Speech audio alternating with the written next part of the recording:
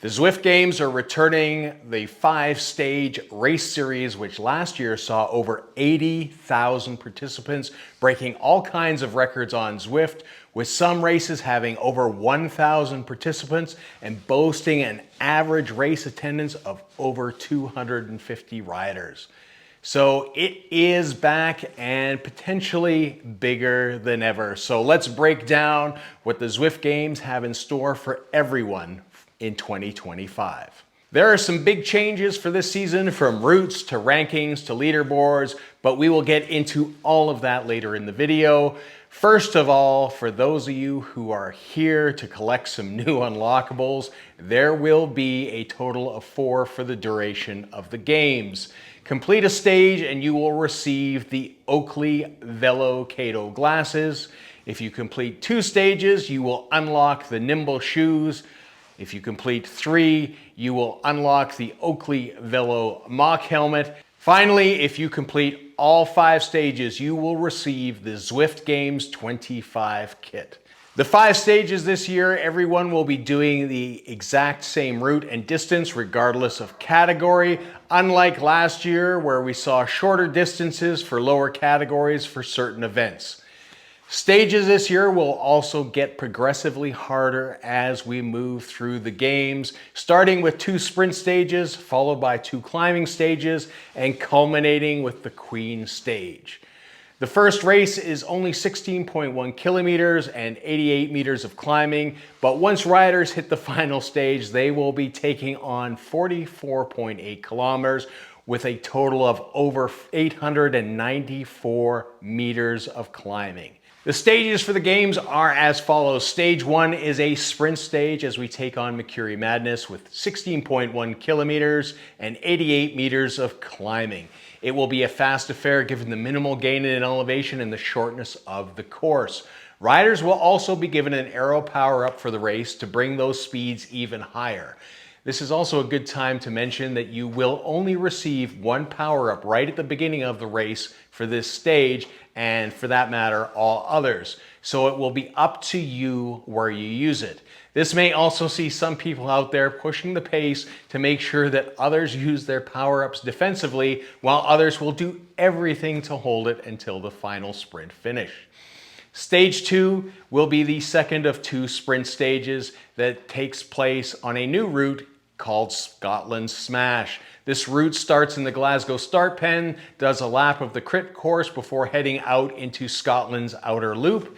After another lap of the Glasgow crit, riders will head back out, finishing after the draggy uphill of the cliffs with a total of 18.1 kilometers and 167 meters of climbing. This will be a lot punchier than the first stage.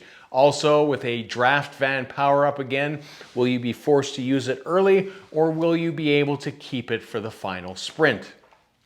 Stage 3 will be the first climbing route, as well as the first look at the newest route in Watopia called Downtown Eruption, with a total of 19.9 kilometers and a total elevation of 275 meters.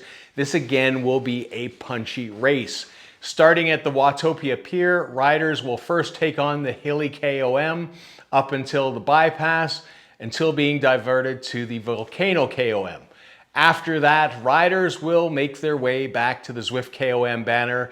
This time, the banner serves as the finish line. With the aero power-up on this route, do you use it to create a gap after the Volcano KOM, or save it for the final sprint where your legs are sure to be screaming?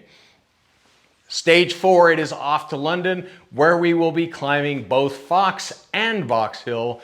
This new route is called London Uprising and is a total of 20.9 kilometers with 357 meters of elevation. From the London start pens, riders will first take on Fox Hill before doing a quick loop of the city to come back to take on Box Hill, where again, the banner serves as the finish. With an aero power up for this race, again, the question is to use it to break away or save it to get that slight edge at the finish line.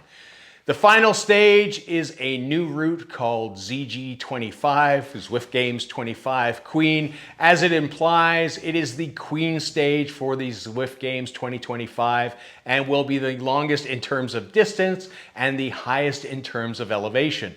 At 44.6 meters and 896 meters of elevation to conquer, this will be a long race and will be a true test given that you see the Jarvis KOM reverse, Mayan Mountain KOM, the Itiza KOM, and the grade within this ride. Honestly, there is so much to go over here that we will probably do a full route recon in order to give this stage the attention that it deserves. This time you will get a feather power up, where I'm sure if you are like me, you're probably gonna really want about 6 or 7 more of those, but you only get the one. So this year's Zwift Games, the rankings will be utilizing Zwift's new ZRS. Like Z Racing, it will be utilizing 2 different racing score ranges which alternate each hour. With 10 categories available now versus the 4 that were available last year in A, B, C, and D, rides should be a lot more competitive overall for racers within a particular category. Strategy here is likely, again, the higher range for a faster overall time and a lower category for a better chance for a win. With races every hour, there will be lots of opportunities to find a race. Those with a racing score above 650 may want to take part in the advanced races that occur 7 times daily to help increase those field sizes. At the end of it all, there will be a web-based leaderboard on Zwift.com versus Zwift Power, which is also new for this year. Zwift has promised that there will be the ability to filter rankings by gender, racing score bands, in 100-point intervals, as well as country, or a combination of all those filters. The goal leaderboard will contain general classification, sprint for stages 1 and 2, climb for stages 3 and 4, and epic for stage 5.